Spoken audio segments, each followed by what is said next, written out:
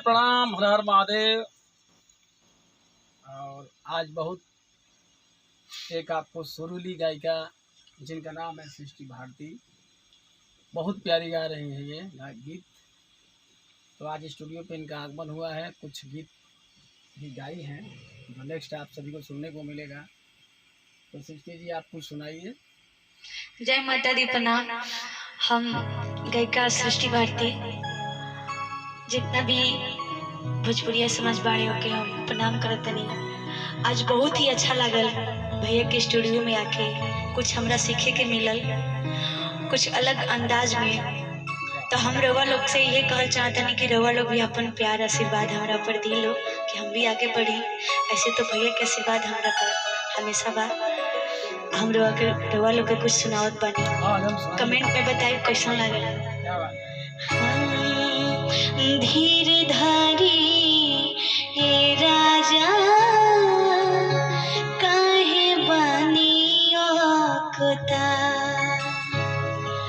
आंगने में सासू जी अब है खाना बने खा।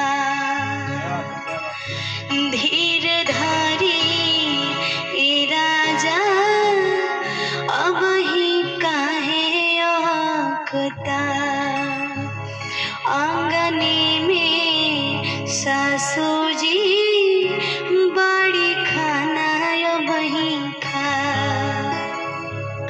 बाउर बकाम सरियाम जन खींची सड़िया राजा जी, बाउर बकाम सरियाम जन खींची सड़िया राजा जी। ननदिया झाकेली देख खुले बा के बढ़िया राजा जी, ननदिया झाकेली देख खुले बा के बढ़िया ये राजा जी। बानी खखुआइल जैसे होई न रात जी, कुछ देर रुकी सैया मानी हमर बात जी।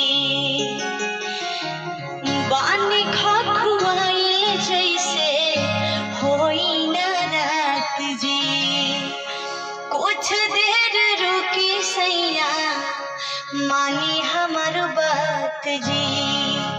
लागी न दाम सब होई राउर काम, खाई कही क्रिया राजा जी। ननदिया झांकली देख खुले बा के बढ़िया ये राजा जी, ननदिया झांकली देख खुले बा के बढ़िया ये राजा जी।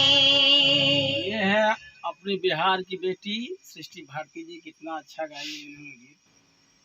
तो आपका कितना एल्बम आ चुका है सृष्टि जी अभी?